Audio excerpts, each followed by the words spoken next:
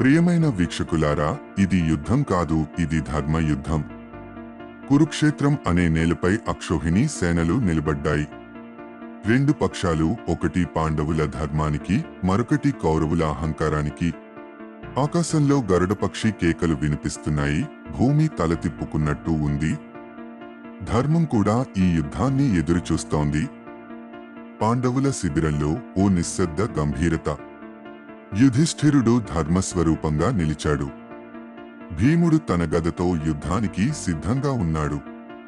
అర్జునుడు గాంధీవాన్ని పక్కన పెట్టి ఆత్మవిశ్వాసంతో ఎదురుచూశాడు. సహదేవుడు, నకులుడు కూడా తమ ఆయుధాలతో రెడీ. కృష్ణుడు జీవనమార్గాన్ని చూపించే సారథి, తన రథాన్ని నిశ్శబ్దంగా నడిపిస్తున్నాడు. కాని అతని కళ్లలో దీప్తి ధర్మానికి దీక్షగా మెరిసింది. కౌరవుల శిబిరంలో రగిలిపోతున్న విజయావేశం.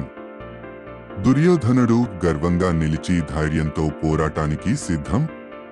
కర్ణుడు బాధల మధ్యలో న్యాయం కోసం యుద్ధం చేస్తున్న మహాయోధుడు. భీష్ముడు వృద్ధుడైన ప్రతిజ్ఞ కోసం మృత్యువునే ఆహ్వానించే ధర్మయోధుడు.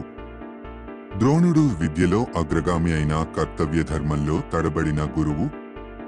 అశ్వత్థామ యువశక్తి, ప్రతీకారంతో రగిలే అగ్ని. వీరందరూ కౌరవుల పక్షాన్ని శక్తివంతంగా నిలబెట్టిన యుద్ధనాయకులు. ఆ సభలో ద్రౌపది పొందిన అవమానం ఒక్క ఆమెకే కాదు, అది నారీజాతికి తలవంచే ఘాటు.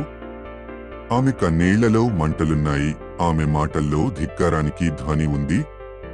ఆమె చేసిన శపథం, నా జడల రక్తస్నానమే నా ప్రతీకారం, పాండవుల హృదయాలలో దీపంలా వెలిగింది. కృష్ణుడు తన దౌత్యంతో శాంతి స్థాపించాలన్న తపనతో కౌరవ సభలో అడుగుపెట్టాడు. 5 గ్రామాలు మాత్రమే అడిగాడు. కాని దుర్యోధనుడి గర్వం ఆ శాంతి విన్నపాన్ని తిరస్కరించింది. సూచి చివరంత నేల కూడా ఇవ్వను అన్నాడు దుర్యోధనుడు. ఆ మాటలతో శాంతి ద్వారాలు మూసుకున్నాయి. ఇప్పుడు మిగిలింది ధర్మ సమరం.